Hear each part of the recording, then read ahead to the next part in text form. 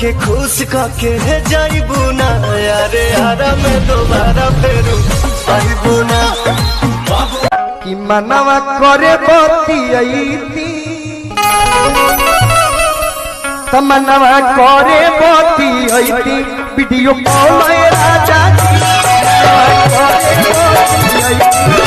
मिलने में साला पकड़ाने का डर है 0 किलोमीटर ला भरवा का घर है 0 किलोमीटर ला भरवा का घर है रिस्क तो बहुत है पर प्यार का असर है 0 किलोमीटर ला भरवा का घर है झूठों के यही नीता बनावा होता जो मनिया बेकार जही से के तोड़ पहरामा जही से के तोड़ पहरामा पानी बिन मछरिया हो कि ओही से तोड़ पे पिया बिना जिया रहमा हो कि ओही से होता जो मनिया बेकार जही से के तोड़ पे मोहरानी तो मोरनी सासू रौर कभी गोरानी सुधारो रानी तो अपना भी गोरन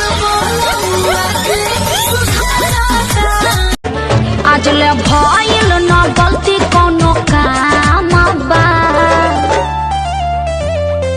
तोरा हाथ गोदाना से लिखल गवाना के ना हमर पियावा पतर पतर गवा सखी मार जब पतंगवा सखी ना हमर पियावा पतर पतर गवा सखी मार जब पतंगवा सखी ना हो पतंगवा सखी ना हो पतंगवा सखी ना हो पतंगवा सखी ना हो पतंगवा सखी ना कमर गोल गोल गोल जैसे बेनवा सखी मार जब पतंगवा सखी ना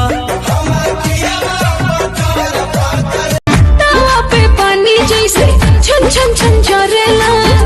सही जवानी हमर बाल बखानी भरे कोई नेकलेस दिला दो ना डिनर करा दो ना पिक्चर दिखा दो ना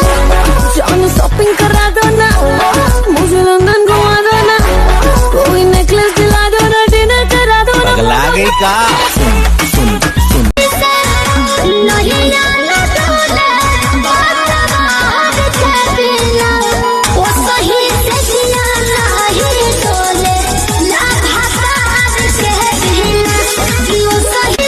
छपरा का कोई भी छेला नहीं जिसकी मैं फेवरेट लैला नहीं हाय छपरा का कोई भी छेला नहीं जिसकी मैं फेवरेट आज हमारा के सुना कोई अपन कहानी बोला देसी घी वो जैसन राजा जी सूद हम बानी काहे भोरे भोरे करतानी परेशान लट जागी तब रउआ बनिया न जा